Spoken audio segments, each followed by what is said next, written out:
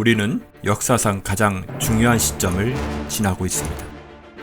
하나님께서는 하나님의 일을 하시기 전에 사람을 준비시키셨음을 우리가 알고 있습니다. 하나님 말씀은 마지막 때에 대추수, 대부흥의 때가 있다고 분명히 예언하고 있습니다. 아멘. 하나님의 말씀이 그대로 성취될 것을 믿습니다. 예레미야 눈물은 잠자는 교회와 영혼을 깨우기 위해 노력하고 있습니다. 이 가슴 뛰는 일에 함께 하길 원하시는 분은 카카오 채널로 연락 주시기 바랍니다. 당신은 위대한 하나님의 사람입니다.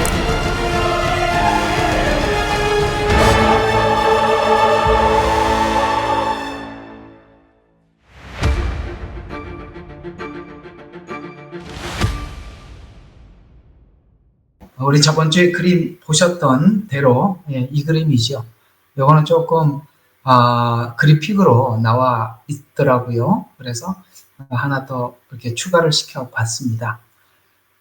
오늘 뭐 이 그림 그대로죠. 근데 여기가 보니까 여기 지금 3개밖에 없는데 이게 좀 잘못됐죠. 이게 4개인데 여기 3개만 그려놨어요.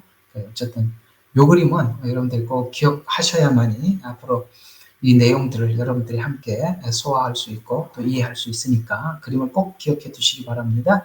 이 그림은 저번 주에 드렸던 그림대로 이 그림입니다. 요게 조금 더 이렇게 잘 나와 있죠. 요 그림들. 이게 정말 누가 만들었는지, 지금 기록된 그대로 만든 거거든요. 참 잘 만들었어요. 아주 이게 마음에 들어요. 자, 우리 한번 오늘 이 이야기가 도대체 우리에게 어떤 의미를 전달하고 있는지를 오늘은 생각해 보려고 합니다. 자, 지난주 잠깐 생각했던 거, 메시지 전했던 거 잠깐 기억을 되살려서 한번 보도록 하죠. 자, 널판은 돌출된 4개, 하나, 둘, 셋, 4개, 돌출된 거라고 그랬죠. 4개의 가름대와 같고, 이것은 바로 성경은 각 권으로 나누어져 있지만, 이렇게 한 권, 창세기, 출애굽기 이렇게 널판이 하나, 이렇게 각 권으로 나누어져 있지만은, 개별적으로 개별적이지만, 그러니까 창세기, 출애굽기, 레위기, 민수기 이렇게 하고 모든 성경이 각 권이지만 연결되어 있다. 여러분, 이 말씀이 아모스서에 나온다고 그랬습니다. 여호와책을 자세히 보라. 그 중에 빠진 것이 없고 짝이 없는 것이 없다라는 말씀이 그대로 반영되고 있죠. 그러니까 이런 내용들은 하나님께서 그냥 이렇게 이런 내용들은 글로 설명을 했는데 이 글로 설명을 하는 것을 우리가 다 소화를 못할 수도 있고 이걸 잘 이렇게 우리가 상상을 할 수 어려우니까 하나님께 그림으로 이렇게 보여줬어요. 그러니까 우리 옛날에 보면 그림책이 있고 밑에 글이 있잖아요. 애들 이해시키려면 글로는 안 되니까 밑에는 글을 적어놓고 위에는 그림책을 보여줌으로써 이 밑에 글이 무엇을 이야기하고 있는지 상상할 수 있도록 이렇게 주듯이 구약은 그림으로, 신약은 글로 이렇게 그 다음에 또 구약은 역사로, 그러니까 역사니까 사실로, 그 다음에 신약은 그것이 무엇인지를 이렇게 교리적으로 이렇게 정리해 둔 것이라고 생각을 하면 되는데 그 중에 가장 중심이 되는 것이 이 사복음서다. 이 사복음서는 너무너무 중요해요. 왜냐하면 이 사복음서는 구약의 예언의 성취입니다. 구약의 예언의 성취며 실제로 예수님이 오신 사건이니까 이 사복음서와 모두 관통이 됩니다. 그러니까 이렇게 되는 거죠. 어떤 곳에서 성경을 해석하더라도 이 사복음서와 벗어나 버리면은 이 성경 해석 자체가 무산되는 겁니다. 그러니까 아니에요. 왜냐하면 그게 예수님 생애니까. 모든 성경은 예수님에 관한 이야기라면 예수님에 관한 실제적인 이야기는 사복음서 안에 있죠. 그러니까 이 사복음서하고 맞지 않으면은 그냥 아닌 거예요. 그냥 그 말씀이 아닌 거예요. 그러니까 그렇게 보면은 어떤 내용을 설명을 하고 어떤 설교를 하더라도 전부 다 예수님과 맞춰지지 않는 설교는 문제가 있다는 거죠. 자, 그렇게 되는 것입니다. 자, 그런 의미죠. 자, 그래서 개별적이지만 연속적이다. 아시겠어요? 개별로 끝나서는 안 돼. 창세기가 창세기로 끝나서도 안 되고 창세기가 연결이 돼야 된다. 연속적으로 연결되어 있다. 왜요? 가름대가 전부 다 모든 성경을 꿰뚫고 있잖아요. 그렇죠? 자, 그래서 이 가름대의 핵심이 또 있어요. 이 가름대의 핵심은 모퉁이 연결대이다.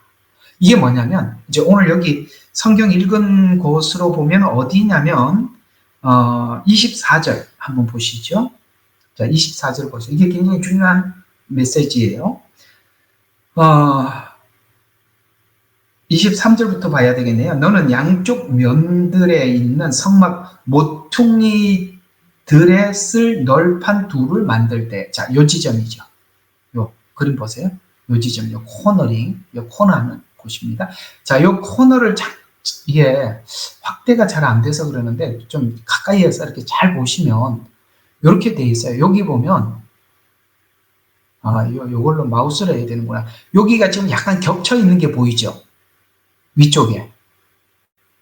요게 굉장히 중요한 거거든. 지금 요걸 설명하고 있어요. 위에도 겹쳐 있지만 밑에도 사실 겹쳐 있는데 요거 지금 그림에는 안 나와 있어요. 요 겹쳐 있는 거. 요 얘기를 지금 하고 있어요. 봐요. 아래에서 서로 연이어지게 하고 이렇게 기역자가 이렇게 떨어지지 말고 연이어지라는 거예요. 겹치라는 거예요. 연이어지게 하고 위에서도, 그러니까 밑에도 그렇게 하지만 위에도 이렇게 연이어지게 해서 이렇게 겹쳐라. 이런 얘기가 되는 거죠. 연이어지게 하고 위에서도 그 머리가 한 고리가 이어지게 하여 두 모서리에 그렇게 할지니라. 두 모서리라면 여기하고 여기를 이야기하는 거죠. 두 모서리를 그렇게 할지니라. 그래서 널판이 6개가 되고 그 위에 받침은 6개가 될 것이니 이쪽 널판 8개, 저쪽 널판 2 받침이니라. 어쨌든 이제 지금 요 부분을 지금 자세히 설명을 하고 있는 겁니다. 다른 부분은 몰라도 이 부분을 굉장히 자세히 설명하고 있다는 거, 모퉁이 돌이라는 내용으로 여러분들에게 1시간을 설명을 했었습니다. 예수님께서는 이 모퉁이 돌이 되십니다. 라는 부분을 말씀을 드렸습니다. 자, 이 연결대. 이 연결이 굉장히 중요합니다. 성경은 요걸 연결을 시키지 못하면 설교를 할 수가 없어요. 이걸 연결을 못 시키면은 성경을 통해서 예수님과 연결을 시켜야 되고 구약을 설명하면서도 신약과 연결을 시켜야 되고 은혜를 설명하면서도 율법을 연결을 시켜야 되고 사랑을 설명하면서도 공의와 연결이 됩니다. 이 연결대가 그렇게 중요한 거예요. 그래서 이게 이제 성경을 부분적으로 안다라는 말은 무슨 뜻이냐면 율법으로만 성경을 꿰뚫으면 연결이 아니에요. 은혜하고 연결이 안 돼요. 또 은혜만 잔뜩 설명을 하는데 율법이 은혜와 함께 설명이 돼주지 않으면 이 은혜는 이상한 은혜가 되는 것입니다. 내 마음대로 이렇게 돼버리는 거죠. 이러는 것처럼 바로 이런 겁니다. 유대인에 대한 이야기와 이방인과 어떻게 연결이 되어 있는지, 구약과 신약이 어떻게 연결되어 있는지, 은혜와 율법이, 사랑과 공의가 어떻게 연결되어 있는지 이걸 설명하는 게 설교예요. 모든 설교. 왜요? 예수님은 이 두 모든 것에 예수님을 설명을 하면 이 둘이 다 연결이 된단 말이에요. 예수님은 공의도 설명할 수 있고 사랑도 설명할 수 있어요. 자, 이런 연결대라는 거. 그래서 사단은 뭘 하는 거냐면 이 부분을 해제시키는 겁니다. 이 부분을 해제시켜서 율법 하나만 남게 하고 은혜는 없어지게 하고 은혜 하나만 남게 해서 그 다음에 율법은 없어지게 하고 유대인만 설명해서 이방인은 설명이 안 들어가게 하고 그리고 유대인들이 지금 그렇게 이해하고 있죠. 지금 이방 교회에서도 문제가 뭡니까? 이방 교회는 이야기하는데 유대인은 떨어져 나가버린 겁니다. 왜요? 예수님을 모르면 이걸 못 연결을 시키는데 예수님의 어떤 부분을 이해를 정확히 깊이 해야 되느냐? 십자가 사건. 이 십자가가 이걸 이어줬다라고 그러니까 이 둘을 이은 사건이 십자가라고 에베소서가 주제예요. 에베소서가 어떻게 연결이 됐는지를 설명해 주는 거예요. 그러니까 이걸 모르면 성경의 에베소서를 모르고 에베소서를 모르면 교회가 뭔지 모르게 되는 거예요. 왜냐하면 에베소서는 교회론이거든요. 그래서 이 사단은 모퉁이 돌과 같은 이 부분, 그걸 지금 나누어 버려서 성경을 이어서 보지 못하게 만드는 것입니다. 한쪽만 보면 무조건 잘못되게 되어 있습니다. 율법만 설명하면 은혜를 어떻게 구하여 찾아가야 할지를 모르게 되고, 또 은혜만 자꾸 이야기를 하면 하나님의 율법이 어떻게 은혜를 만들어냈는지를 몰라요. 율법이 은혜를 만들어낸 겁니다. 은혜는 갑자기 생기는 게 아니라 율법이 은혜를 만들어내는 거예요. 이해가 가세요? 이렇게 설명을 해드리죠. 성경 기록이 대략 1500년 정도 걸렸습니다. 전체, 그 성경 신구약 전체가. 그런데, 자, 1500년으로 봤을 때, 대략이에요. 대략 1500년으로 봤을 때, 1400년 동안 구약이 기록됐습니다. 그런데 신약은요, 100년 안에 끝나버렸습니다. 그러면 신약은 은혜를 설명하는 거거든요. 은혜를 설명하는 게 신약의 가장 핵심이에요. 근데 이 은혜는 율법 때문에 자연스럽게 이해가 되는 거예요. 자연스럽게. 죄 때문에 구원이 자연스럽게 이해가 되는 거지, 구원을 위해서 죄를 보면은 이게 죄가 안 풀리는 거예요. 죄론이 안 풀리는 거예요. 그래서 하나님께서는 이 율법을 장시간 설명을 하고 은혜는 간단하게 설명해 버리는 겁니다. 왜요? 율법을 알면 은혜는 자연스럽게 아는 거니까. 죄를 알면 은혜는 자연스럽게 받는 거니까. 아시겠습니까? 하나님은 은혜를 설명하려고 애쓰지 않아요. 죄를 설명을 해서 은혜를 알게 하는 겁니다. 그래서 성경은 이렇게 이야기하죠. 너희가 가르치지 않는다. 그러나 너희들이 알게 될 것이다. 알게 된다는 말이에요. 왜 알게 되죠? 죄 때문에 은혜는 자연스럽게 알게 되는 것입니다. 그런 얘기가 되는 것입니다. 자, 그래서 우리는 지난주에 이 전체 그림을 보았고, 그림이 오늘 이제 의미하는 것이 뭔지, 이제 의미가 굉장히 많으니까 널판에 있는 의미들을 하나하나 살펴보도록 하겠습니다. 자, 첫 번째, 이 의미는 조각목에 금으로 두른 것은 믿음의 결과를 의미하고 있다. 자, 이게 무슨 말이냐? 잠깐만요. 어디서 마이크를 켜놓은 것 같은데 제가 좀 끄고 할게요. 다 껐나? 꺼졌네. 네, 감사합니다. 자, 이게 무슨 말이냐면, 자, 우리 성막하기 전에 꼭 외워야 될 거 다시 한번 상상해 봅시다. 금은 믿음, 신성, 은은 속전, 그렇죠? 그 다음에, 동도 이제 그러니까 십자가, 노선 십자가라고 했어요. 흰색은 뭐라고요? 의. 홍색은 보혈. 자색은 왕권. 청색은 소망. 이거 계속 외우셔야 돼요. 이게 법칙이에요. 그러니까 쉽게 말해서 방정식이란 말이에요. 성막을 이해하는데 방정식과 같아. 이걸 외우지 못하면, 구구단과 같아서 이걸 외우지 못하면 이 색상들이 나올 때마다 헷갈려요. 그러나 하나님 딱 이렇게 고정시켜 놨어요. 그러니까 고정된 걸 딱 대입을 해서 보면은 조각목, 여기서 조각목도 했었죠. 조각목은 우리들, 그러니까 우리, 인생, 인간, 이렇게 표현했었죠. 그래서 우리는 조각목과 같은 우리에게 하나님께서 금으로 쌌어요. 그러니까 금으로 쌌으니까 안에 조각목이 안 보이죠. 조각목이 안 보이죠. 그래서 베드로 전서가 후서에 보면은 너희의 믿음이 보배로운 금보다 귀하다. 금으로 쌌단 말이에요.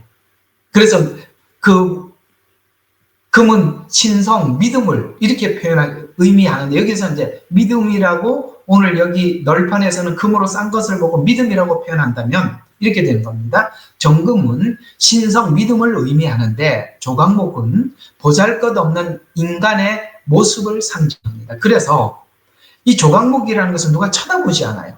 이 실제 거기 그 광야에 가보면 그 조각목이 나무가 이렇게 쭉 자라질 않아요. 호주 와보니까 정말 나무들이요, 그냥 이렇게 굽지도 않고 막 일자로 막 6층, 7층 아파트, 와, 그런 게 막 많아요. 무슨 옛날에 그 뭐지요? 무슨 영화 하나 있었죠. 그 뭐야 하여튼 뭐든지 이렇게 갑자기 생각이 안 나는 걸 자꾸 생각이 나서 참 곤란하네. 하여튼 그 영화 있었잖아요. 그 무슨 거기 보면 막 정말 고대의 나무들 막 이렇게 나오는 거 있잖아요. 그 참 있어요. 만화 영화 비슷하게 생긴 건데 그런 게 여기 블루 마운틴에 가보면 정말 많아요.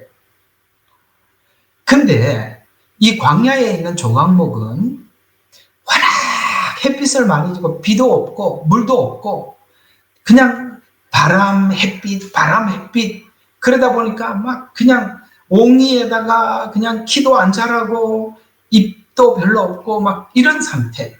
꼭 우리 같지 않아요? 광야 같은 세상에 살면서 여기 시달리고 저기 시달리고 그래서 우리가 여유로워지는 게 아니라 점점 메말라져 가고 자라면 자랄수록 곧게 자라는 게 아니라 뭔가 왜곡된 것들이 너무 많아서 이게 나중에 뭐 좀 대화를 하고 뭐 설득을 하려고 그러면 설득을 당하지를 않아. 왜? 워낙 옹이가 뭐 하도 그게 당한 일들이 많아서 이게 마치 인생과 같고 조각목과 같아요. 그걸 하나님께서 그런 우리들을 택하셔서 에베소서에서 말해 너희는 외인이었고 하나님도 모르고 본질상 진노의 자녀였던 이렇게 표현하는 표현처럼 우리는 마치 그런 사람들이어서 거기다가 그런 우리들을 불러서 금으로 싸줘서 우리 믿음이 하나님 앞에 이렇게 연락되는 거지. 여기 널판이 돼서 하나님 앞에 드려지는 것이지 이 조각목 이 상태로만 할 수가 없는 거예요. 그래서 버림받아 소망이 없는 메마른 광야의 조각목 같은 우리에게 믿음을 선물로 주셔서 금을 싸서 성소를 지키는 벽체가 되게 하는 은혜가 교회 구성원이 되게 해주셨다는 거예요. 우리가 지난날을 생각해 보거나 지금 아직도 예수님을 부정하는 분들을 생각해 보면 우리 모두가 지금 현재 이렇게 교회에 와 있다는 것도 참 신기하고 그죠? 교회에 와 있는 것도 신기하고 내가 교회의 한 일원이 돼서 주를 위해서 뭔가를 하고 있다는 것도 너무 신기해요. 이게 불신자들과 만나서 대화를 하거나 그들을 설득을 해보면 와 어떻게 이렇게 꼬여도 이렇게 꼬여있나 싶은 생각이 들지 않습니까? 근데 우리가 예수님 밖에 살았더라면 저들과 별반 다르지 않았을 텐데 우리가 지금 이렇게 돼 있다는 게 참 귀한데 오늘 주님께서 분명히 오늘 말씀하신 것처럼 조각목을 베어다가 그걸 반듯하게 만들어서 거기다가 금을 씌워서 오늘 우리가 이렇게 빛나게 된 것이지. 그렇죠? 이 자체가 다 하나님 은혜라는 걸 우리가 알 수 있는 것처럼 말이죠. 그래서 고린도후서 4장 7절과 10절을 한번 보십시다. 이 조각목 같은 우리가 이래서 귀하게 되었답니다. 고린도후서 4장 7절에서 10절 한번 볼까요? 자, 그러나 우리가 이 보물을 질그릇에 가졌으니 이는 그의 능력의 탁월하심이 하나님께 있는 것이지 우리에게 있는 것은 아님이라. 그렇죠? 여러분 보배를 질그릇에 넣는다. 이게 사실 우리 이해로는 잘 이해가 안 가죠. 보배는 보배함에다 넣어야지. 보배만큼이나 좀 값어치 있게 만든 곳에다 넣어둬야지. 누가 그 보배를 질그릇에다 넣어 놓겠습니까? 근데 이상하게 하나님이 이렇게 하신다는 거예요. 예수 그리스도를 믿는 믿음을 우리 안에다 집어넣어 놓고 잘 들어요. 하나님이 계속 깨트린대요. 우리를. 그 얘기요. 8절부터가 한번 봐요. 그 얘기라고요. 자, 우리가 사면에서 이제 질그릇에다 보배를 집어넣어 놓고 질그릇을 깨트려. 고난을 당하게 하고 당혹스러운 일을 만나게 하고 박해를 당하게 하고 그다음에 뭡니까? 내던지고 막 하나님께서 질그릇 보배를 집어넣어 놓고 우리를 막 고난도 주고 괴로워하고 하게 하고 당혹스러운 일 박해 내던지고 막 그래요. 그러면 이 질그릇이 계속 깨질 거 아닙니까? 그 질그릇이 깨져야 하는데 고난을 당하여도 이렇게 나가는 거죠. 괴로워하지 않는데요. 여러분 세상에 고난 당하면 괴로워야 정상인데 이상하게 안 괴로워지네. 또 하나는 뭐예요? 당혹스러운 일을 당하게 해요. 근데 이상하게 당혹스러우면 절망해야 되는데 절망하지 아니하며 이걸 보여주고 싶다는 거예요. 그러니까 지금 하나님께서는 믿음을 주시고 하나님께서 은혜를 우리 속에 부어주시고 막 굴려. 막 던져. 근데 우리가 계속 깨지는 거예요. 깨지면 깨질수록 뭐가 나오냐? 그 안에 보배가 자꾸 나오더라. 그래서 세상 사람들에게 자랑하고 싶은 거예요. 그 얘기예요. 우리가 예수님 잘 믿으면 하나님께서 귀하게 보존하는 게 아니라 막 굴린대요. 어쩌겠어요? 하나님 막 굴려서 안 깨지는 거. 깨져야 되는데 이상하게 제가 안 깨지네. 넘어져야 하는데 안 넘어지네. 절망해야 되는데 일어서네. 왜 그렇지? 라고 물어오게 만든다는 거예요. 그래서 우리가 거기다 딱 뭘 꺼내놓냐면 나 이 안에 이런 보배가 있어. 내 안에 예수님이 있어. 하고 이렇게 꺼내놓게 만든대요. 야, 그래서 우리가 실제는 조각목이에요. 그런데 금을 싸서 빛이 나더라는 거예요.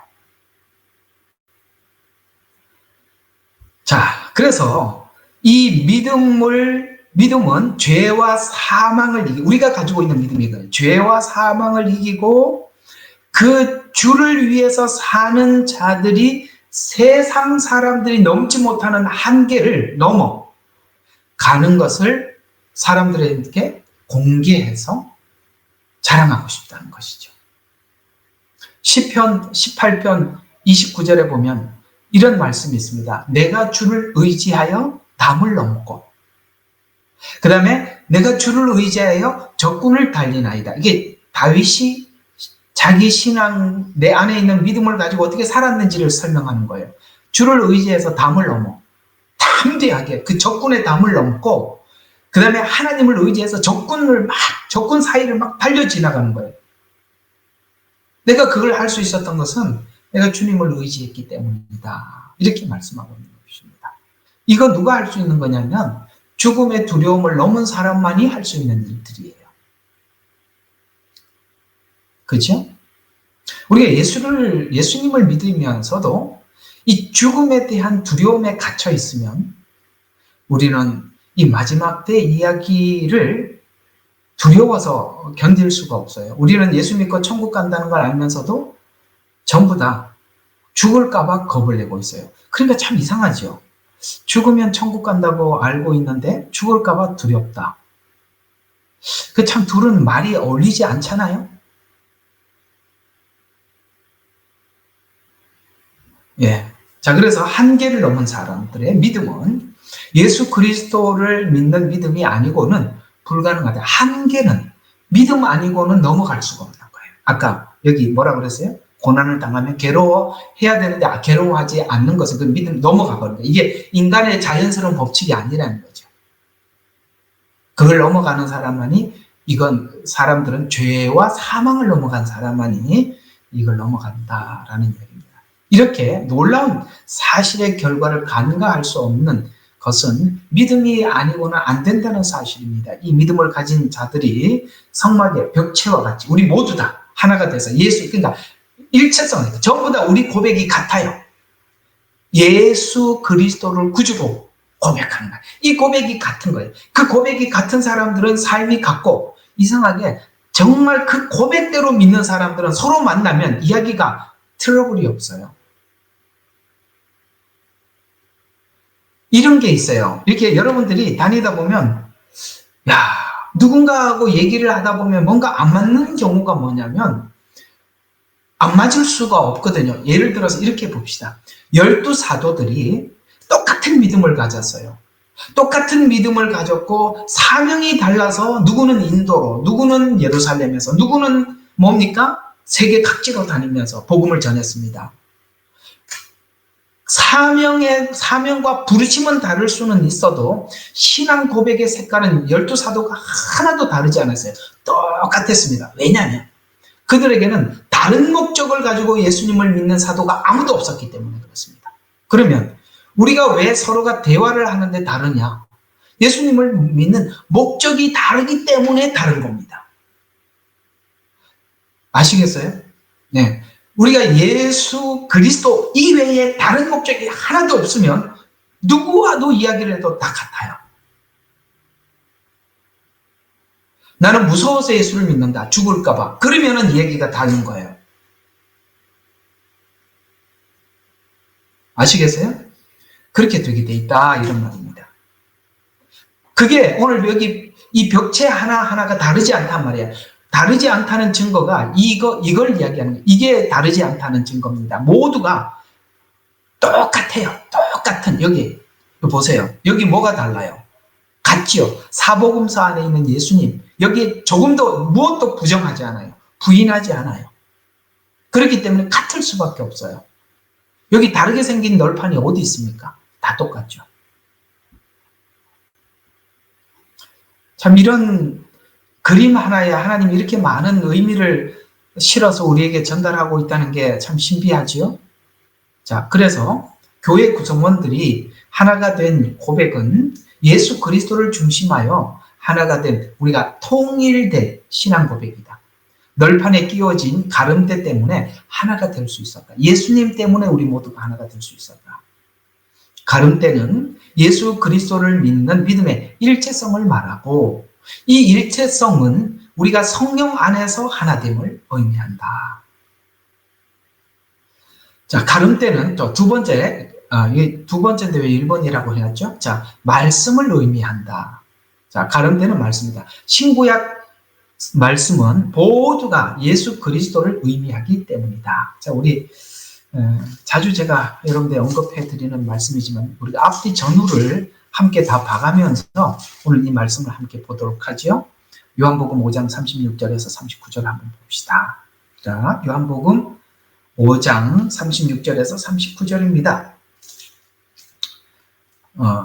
그러나 내게는 요한의 증거보다 더 큰 증거가 있으니 이는 아버지께서 내게 주셔서 완수하게 하신 일들이라. 자, 이게 무슨 말이야? 하나하나 제가 이렇게 그 주석을 달아줄 때 뭐 주석 다른 거 좀 듣고 이렇게 하지 마시고 제가 말하는 대로 옆에다가 좀 이렇게 메모를 해두시면 좋습니다.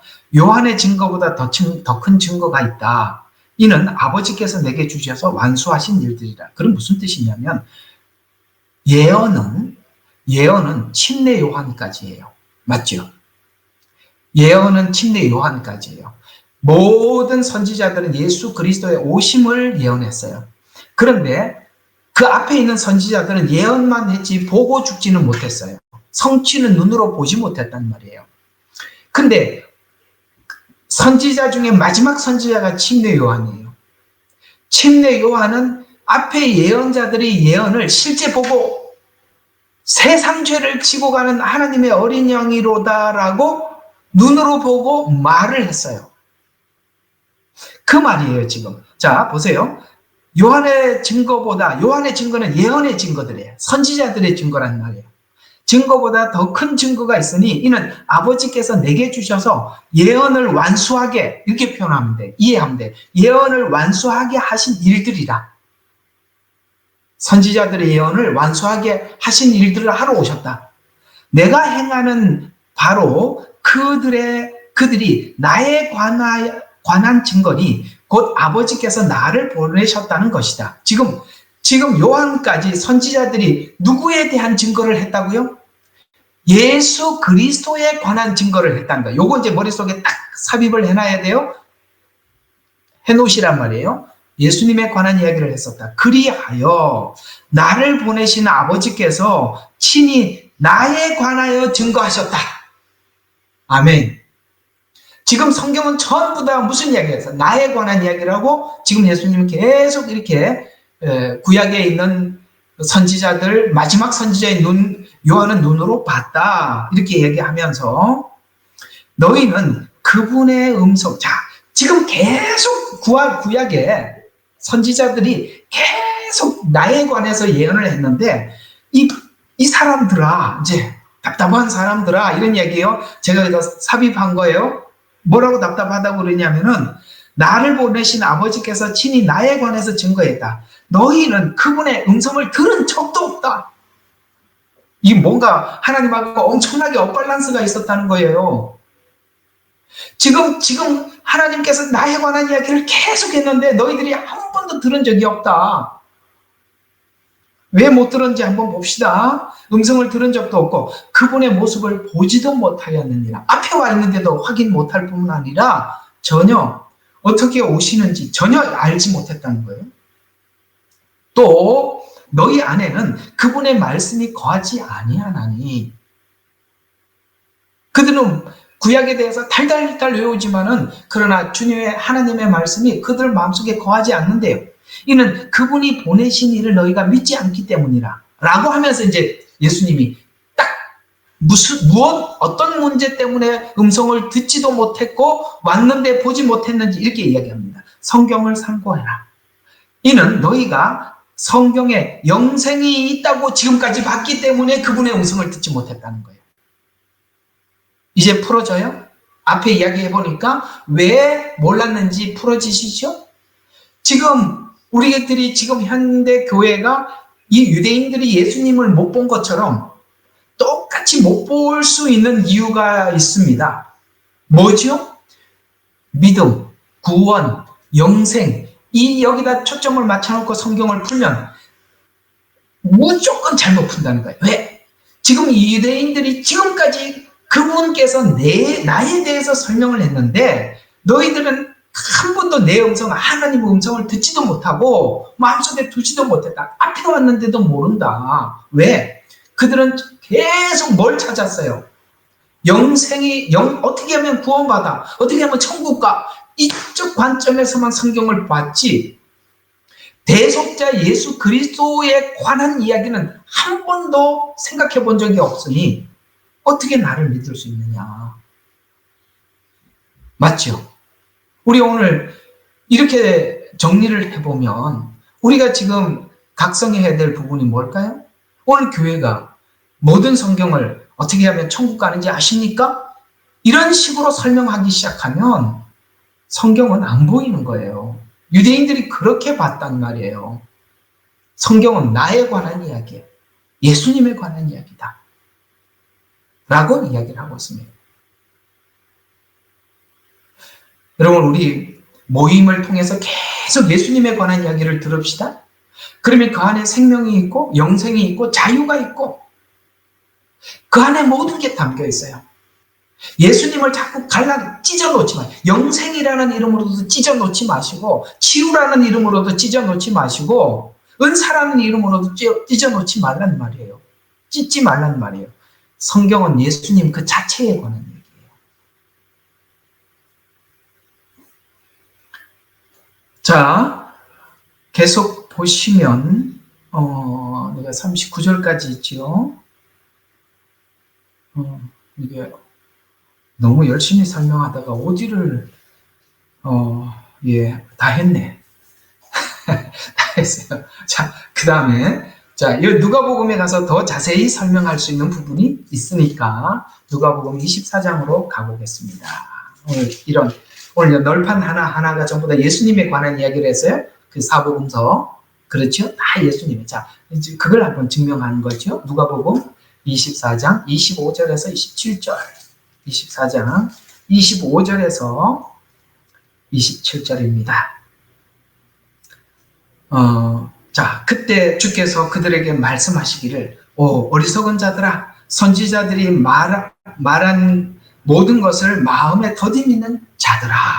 자, 더디 믿는데요. 선지자들이 말한 거라면 구약입니다. 그리스도가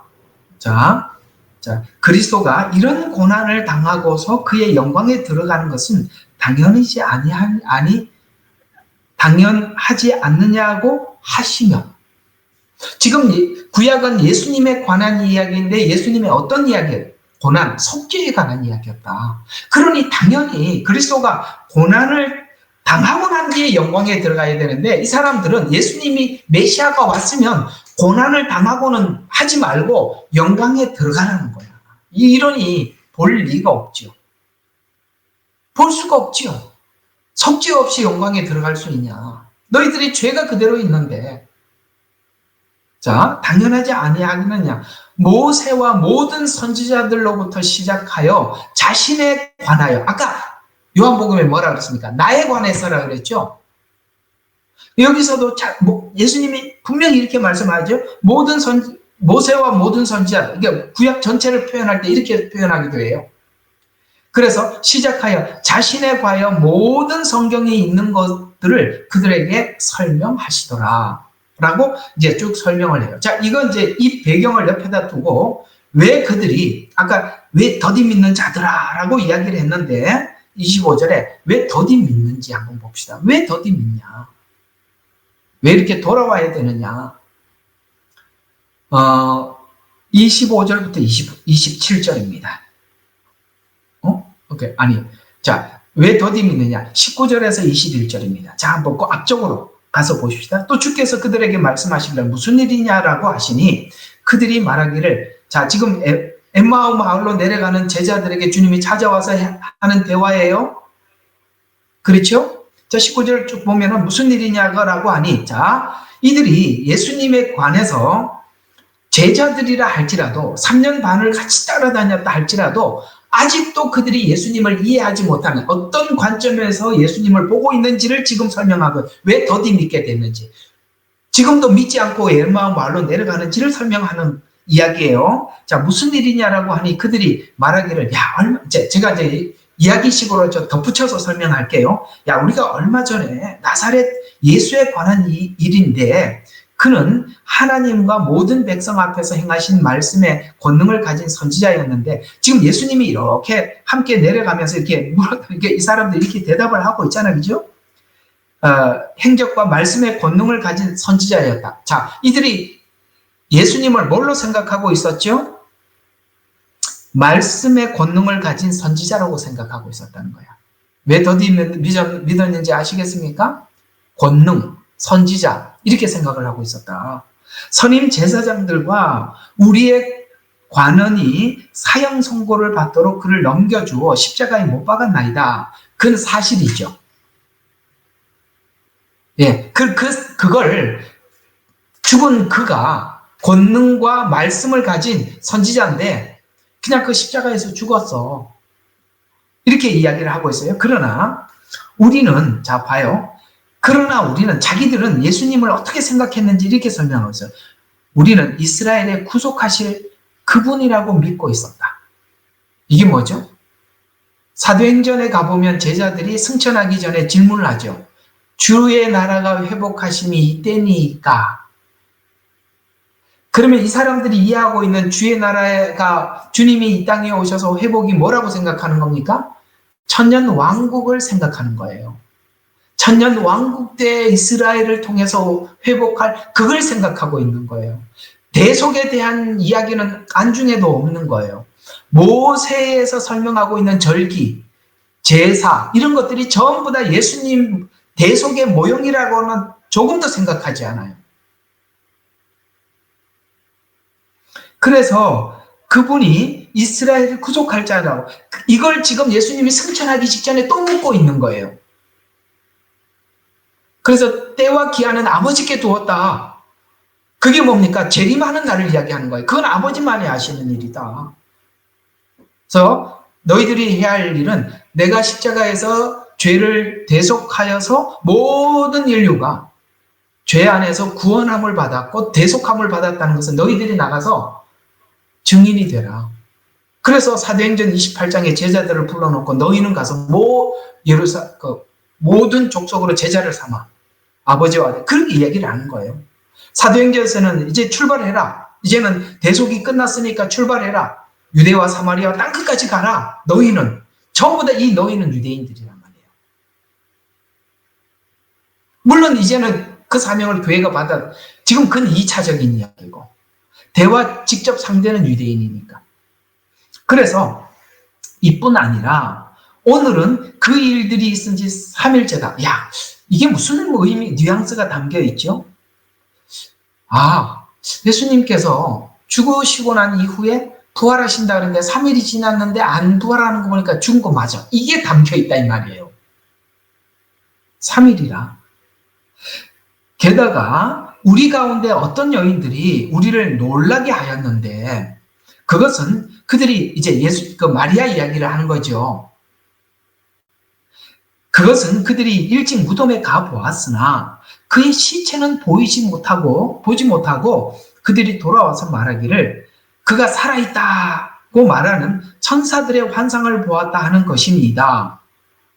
또 우리와 같이 있던 사람들 가운데 몇 사람이 무덤에 갔으나 또 그 얘기를 듣고 무덤에 갔대요. 여자들이 말한 그대로인 것만 보고 그분은 보이지 못하였더라. 안 보이더라는 거예요. 안 보이니까. 만약에 실제 부활을 했다면 보여야 하고 보여서 아까 이들이 기대한 대로 이스라엘의 구속자라는 말은 이스라엘을 구원한다라는 얘기가 아니라 이스라엘이 천년 왕국 때처럼 통치. 지금 유대인들은 구약에서 그렇게 믿고 있다는 말이에요. 그게 있어야 되는데 안 보이더라. 갔더라. 뭐 좀 부활했는지 어디 누가 뭐 시체를 가져왔는지 나도 잘 모르겠다. 그래서 나 그냥 옛날 생업으로 돌아가고 있다. 이런 이야기를 지금 하고 있는 거예요.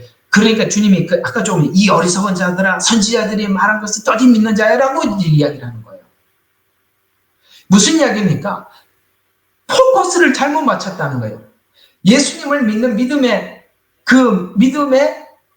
믿음을 잘못 정한 거죠. 오늘 우리가 유대인들처럼 이들이 잘못 정해서 그럴 주님이라고 생각을 하고 있다가 주님이 눈을 열어주셔서 이들이 돌아왔어요. 자, 오늘 여기서 우리가 하나 적용점을 가지고 오늘 기대를 가지고 기도할 수 있는 게 뭐냐면 많은 그리스도인들이 우리 이번에 주일날 저녁에 여러분들에게 말씀드린 것처럼 우리가 복음을 잘못 이해하면 사회평등, 인권, 사회운동 이렇게 생각한다 그랬죠. 마치 비슷한 이 사람들이 이스라엘이 모든 나라를 세력을 얻어서 그 메시아인 통치자가 와서 모든 땅을 다스리듯이 이렇게 이해를 하고 있듯이 오늘날 그리스도인들 중에서도 여기 엠마오말로 내려가는 이런 사람들처럼 믿는 사람들이 많이 있는데 다행히 주님께서 그들 실망하고 내려가고 있는 그들에게 찾아가셔서 예수 그리스도의 대속에 관해서 구원에 관해서 자세히 설명을 했더니 그들이 올라가더라. 자, 계속 보세요. 그게 그 이야기입니다. 자, 어디를 보시냐? 26절부터 27절을 보십시오. 이렇게 오해하고 있는 그들이 자, 아까 읽었지만 한번 봐요. 그리스도가 이런 고난을 당하고서 이게 십자가죠. 영광에 들어가는 것이 당연하지 않겠느냐. 모세와 모든 선지자들로부터 시작하여 자신에 관하여 모든 성경에 있는 것들 그들에게 설명. 자신에 관한 것. 그러니까 우리가 믿음이 뭘로 생기느냐? 예수 그리스도에 관하여 우리가 들게 되면 오늘 여기 이 제자들처럼 식어진 실망하고 내려가는 그들의 마음이 뜨거워져서 올라가듯이 오늘날 우리가 이렇게 미끄러 내려가는 성도들을 향해서 예수 그리스도의 복음에 관해서 전한다면 오늘 이들이 내려가던 길을 돌이켜서 주님 앞에 올라가는 것처럼 전환점이 일어난 거예요. 그렇다면 우리가 어떤 회복이 있어야 되느냐? 복음이 회복되면 우리 신령이 회복되고 그리스도인들이 회복된다. 이게 오늘 성경이 우리에게 주시는 힌트라. 교회가 복음이 살아나면 다 살아나는 거예요. 그래서 이제 그들이 드디어 예수님께서 그들의 눈을 열어주셔요. 누가복음 계속 30절, 35절 오늘 금방 읽었던 24장 30절부터 한번 보시면 그가 그들과 함께 식사하러 왔었을 때 빵을 주시고 축복하신 후 떼어 그들에게 자 이게 왜 성찬식이 딱 생각이 나죠? 이 이야기를 보면 이제서야 그들이 지난날 예수님과 함께 죽으시기 전에 성찬식을 했던 성찬이 뭔지 이제 이해하는 이것이 내 살이라 이것이 내 피라는 말이 이제 드디어 알아듣기 시작하는 거예요. 그래서 그 말이에요. 빵을 가지고 축복하신 후 떼어 그들에게 주시니 그게 그거구나. 십자가가 이것은 내 살이 내가 너의 죄를 위해서 흘리는 피니라는 말이 이게 뭔지 이제 들어오는 거예요. 그래서 그때 그들이 눈이 열려서 주를 알아보자 주께서 그들의 시야에서 사라지시더라. 그때 32절 그들이 서로 말하기를 그분이 길에서 우리에게 말씀하시며 예수님의 말씀을 들으니까 성경을 열어 보여주실 때 우리 마음이 뜨겁지 아니하시더냐. 아멘입니다. 이것이 회복이에요. 이것이 부흥이란 말이에요. 하나님께서 다시 한번 마지막 때 이런 역사를 일으키실 거예요. 복음이 회복시킬 것입니다. 그리고 많은 영혼들이 하나님의 눈을 열고 마음을 뜨겁게 해서 다시 올려보낼 겁니다. 그래서 당장 그 시간에 일어나 예루살렘에 돌아와서 11 제자들과 그들과 함께 있는 사람들이 다 모여 있는 것을 보니까 이 사람들이 다 이런 방식으로 다 올라온 거예요. 하나님이 다시 모았다 이 말이에요. 그래서 말하기를 주께서 참으로 살아나셨고 시몬에게도 나타나셨다고 하더라. 그때 그들이 길에서 무슨 일이 있었는가, 또 주께서 빵을 떼실 때 그들에게 어떻게 알려졌는가 막 나누는 거예요. 나 길 가다가 누가 와서 이런 이야기를 했는데 눈이 열리고 그때서 보니까 이제 그 성찬식이 뭔지 알겠고 그 십자가가 무슨지 막 이제 막 간증을 하더라. 얘기 간증 들어보니까 갔더라 이 얘기예요. 간증을 들어보니까 다 아버지 앞으로 인도하셨더라 이야기가 되는 것입니다. 그래서 44절부터 보면 이게 이제 지금 그 원리를 자세히 잘 설명하고 있는 거니까 44, 45절 한번 보십시다. 또 그들에게 말씀하시기를 이런 것이 내가 너희와 함께 있을 때 말한 바 모세의 율법과 선지서들, 모세 오경, 지금 오경을 통해서 복음을 듣고 있지요. 성막 오경이잖아요. 그래서 드디어 성막이 그림이 무슨 그림인지 이제 보이는 거예요. 이렇게 예수님을 보고 나면 성막이 전부 다 예수님 이야기입니다. 그래서 여기 그 얘기입니다. 그들에게 말씀 이런 말 때, 자, 모세의 율법과 선지서들이 시편에 나에 관하여 기록된 이게 뭡니까? 전부 다 구약 예언이 나에 관하여 기록된 모든 것이 이루어져야 한다던 그 말이라. 이제 막 눈이 열리는 거죠. 그때 그들의 지각이 열려 성경을 깨닫게 하시더라. 드디어 예수님이 딱 대입이 되니까 성경이 확 열려버리더라. 이런 얘기예요. 예. 영생을 찾으려고 하니 성경이 꼬이지요. 성경이 꼬였다는 증거가 뭐냐? 누구는 계속 알미니안이라고 이야기하고 누구는 계속 칼빈주의밖에. 왜? 영생만 보려고 하니까. 신학으로 줄을 잡고 들어갈 수밖에 없는 거예요. 영생을 찾으려고 하니까 신학을 줄 타고 들어가는데 누가 알미니안 이야기하면 계속 반박 이야기하는데 반박을 하면서도 모자란다는 거 뻔히 알면서 반박하는 거예요. 양심이 있으면 분명히 본인이 알고 있을 거예요. 아니라는 거. 누구는 자꾸 칼빈주의를 이야기해요. 한 번 믿으면 영원한 구원이라고. 아니라는 거 알면서 계속 이야기하게 돼 있다 이 말이에요. 왜? 영생을 포커스를 잡고 성경을 설명을 하려고 하니 구원론에서 무조건 충돌이 일어난다 이 말이에요. 구원이라는 주제로 잡으니까.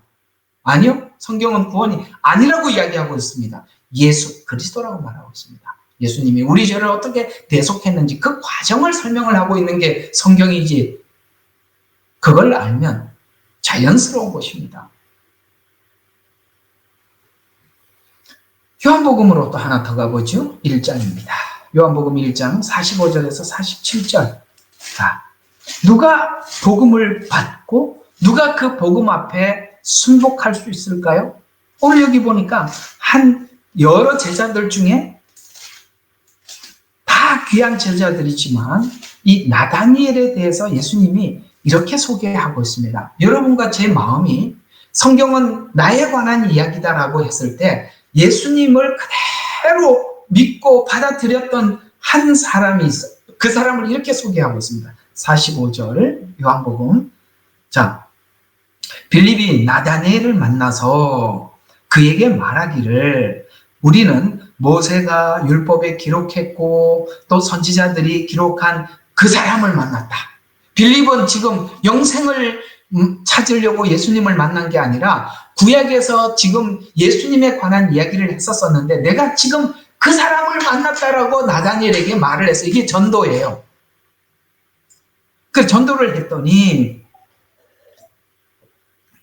누군지 딱 이야기하죠. 그 사람을 만났으니 요셉의 아들 나사렛 예수라 이렇게 이야기를 했어요. 그랬더니 나다니엘이 어떻게 반응했는지 봅시다. 이런 사람이 은혜를 받는 거예요. 여러분 다 나다넬이 되시기를 진짜 바로 이런 사람이 성경을 무엇을 설명해줘도 아멘 감사합니다 하는 거거든요. 한번 보세요. 나다넬이 그에게 말하기를 나사렛에서 무슨 좋은 것이 나올 수 있겠느냐 하니 빌립이 그에게 말하기를 와서 보라 라고 했더니 어떻게 했습니까? 예수께서 나다넬에게 갔어요. 나다넬이 야 거기서 과연 그게 나올 수 있을까? 라고 했지만 그는 갔어요. 이게 중요한 거예요. 가는 겁니다. 여러분 은혜 받는 자리는 가야.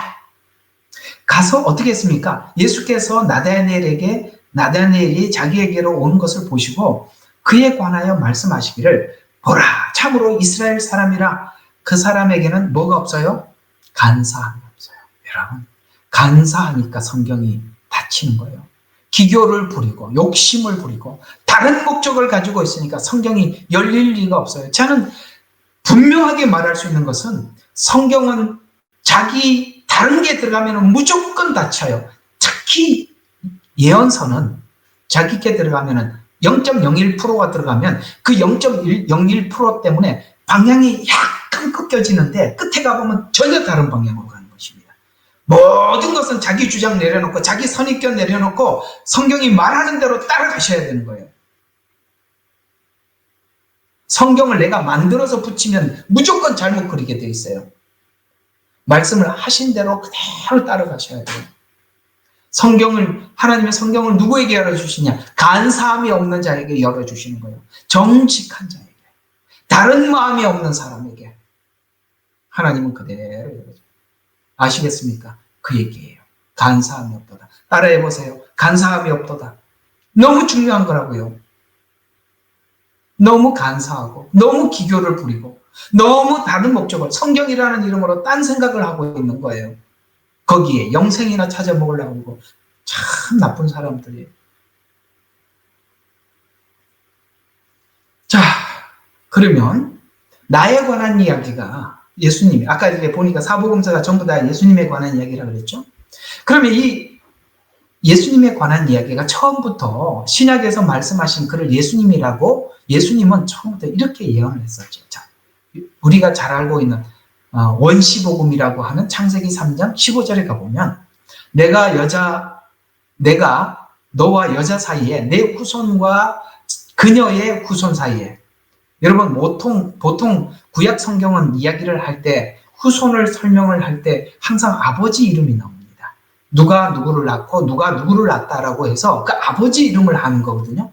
그렇죠? 전부 다 이렇게 아버지. 근데 이상하게 이스라엘 역사 족보에 보면 보통 보면은 전부 다 남자가 들어와 있는데 여자가 들어가 있어요. 그죠?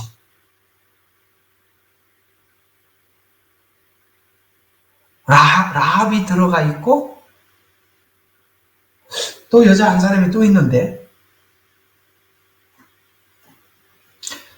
이렇게 느닷없이 생각나는 거는 여러분 스스로 생각하시고 저는 지금 이게 맥을 놓치지 않으려고 하다 보니까 그런 생각이 잘 안 나요. 어쨌든 여자가 들어가 있어요.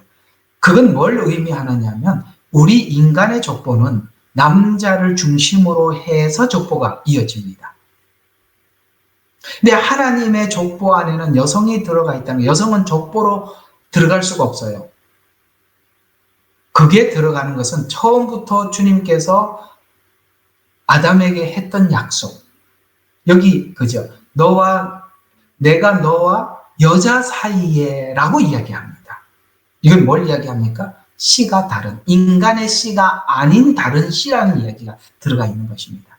그래서 그녀의 후손은 내 머리를 상하게 할 것이요 너는 그의 발꿈치를 상하게 할 것이라. 사단은 인류에게 준 것이 발꿈치 정도지만 예수님의 부활은 그 머리를 상하게 해서 그 근본 자체를 깨트렸다. 그래서 이 이야기는 쉽게 말해서 이런 이야기입니다. 여자의 후손이라는 말은 원죄의 씨가 아닌이라는 뜻이에요. 아담의 씨가 아닌. 그 다음에 또 하나는 인간의 후손이 아닌 하나님 자신, 성령의 잉태함. 이걸 지금 주님은 예수님의 탄생은 인간의 씨가 아니라고 설명하는 게 여자의 씨라고 이렇게 처음부터 원시복음에 기록되어 있더라는 거예요. 신명기 18장 15절에 보면은 내 하나님 여호와께서 너희 가운데 내 형제 중 나와 같은 선지자라고 표현하고 있는데, 모세를, 나와 같은 선지자를, 예수님을 모세와 이꼴을 시켰어요. 이꼴. 이게 무슨 뜻이냐면 모세가 한 일과 같은 일을 하는 자라는 뜻이에요. 나와 같은 선지자. 그러면 모세가 한 일이 뭐죠? 출애굽. 그 다음에 이스라엘에게 말씀을 전해준 것. 성막의 제도를, 도용을 이스라엘에게 전해준 것. 가나안 땅 앞에까지 인도한 것. 이것은 실제 우리가 신약에 와서 구원이라는 것이 마치 애굽과 같이 세상에서 가나안 땅이라는 천국에까지 가는 과정이 구원이라는 것을 이스라엘 백성들에게, 실제 그들이 이것이 구원의 과정이라고 전혀 알지 못했어요. 그러나 오늘날 우리가 현대에 와서 하나님께서 이것이 무엇인지 설명을 해줬기 때문에 애굽이 곧 세상이었고 가나안 땅이 천국이며 그 가는 과정이 광야구나 라는 것을 대입을 시켜보니까 신약에서 하나님께서 우리를 어떻게 구원했고 우리를 어떻게 성화시키고, 광야에서 어떻게 성화시키고 결국에는 하나님 준비하신 그 땅에 어떻게 들어가는지를 모세가 했던 일과 같은 일을 할 선지자, 나와 같은 선지자, 알아들으셨어요? 그랬단 말이에요. 그 얘기잖아요.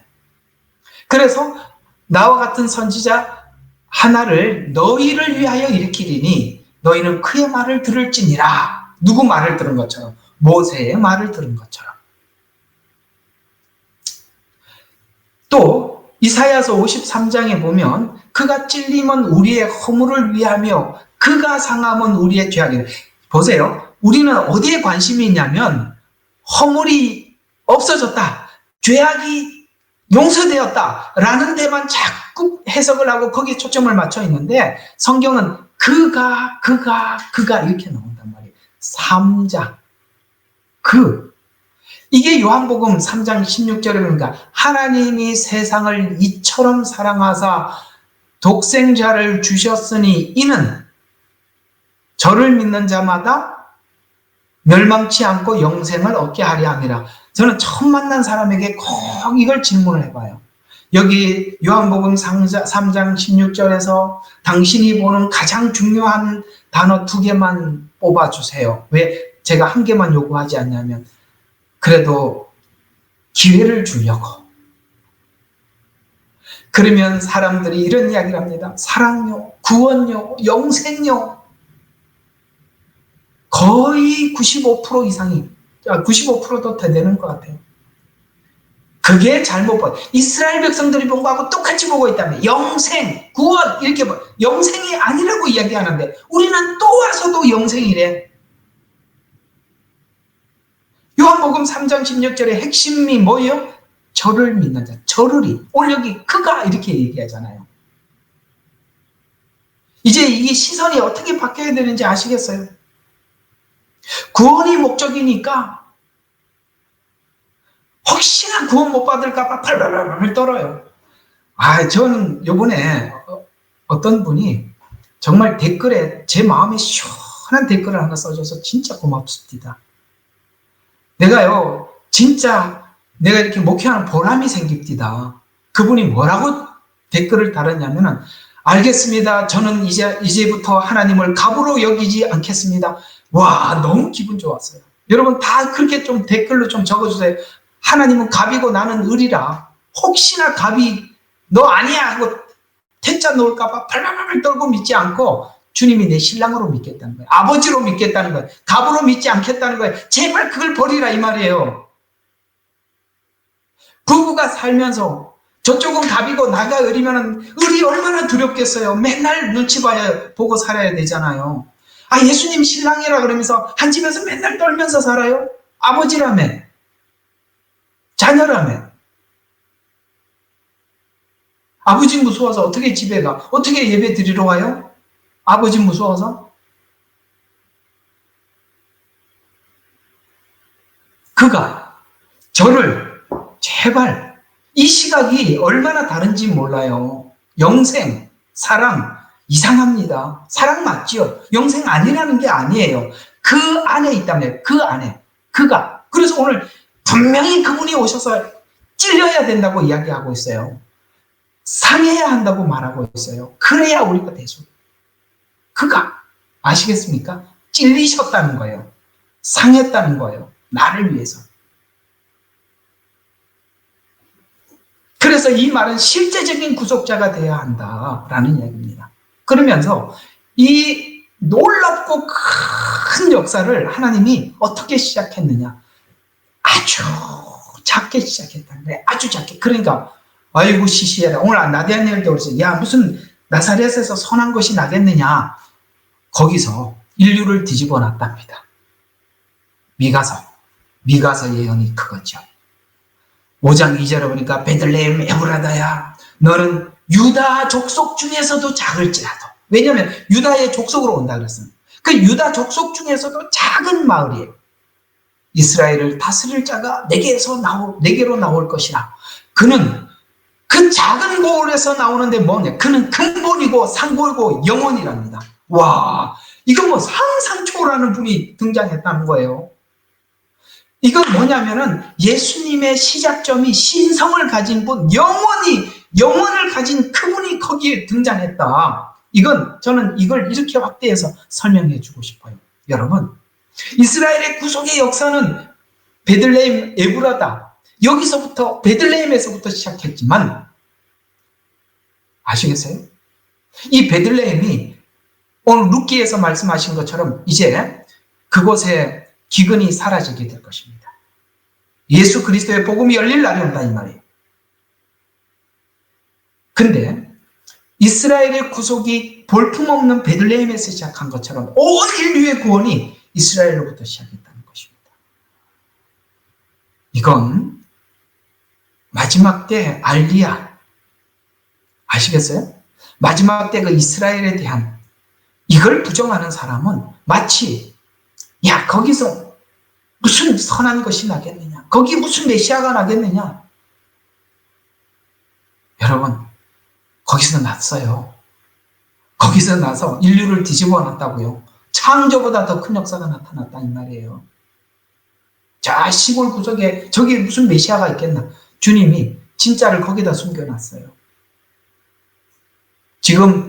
지금 사람들에게 알려진 제사장들 그때 대제사장 힘이 있고 권력이 있고 사람들이 추종한 다 가짜예요.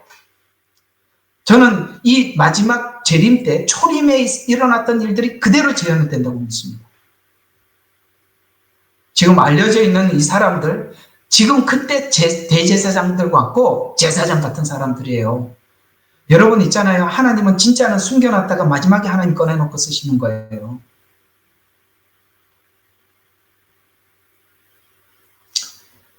많이 소망을 가지십시오. 똑같이 하나님의 패턴은 항상 똑같습니다. 항상 똑같습니다.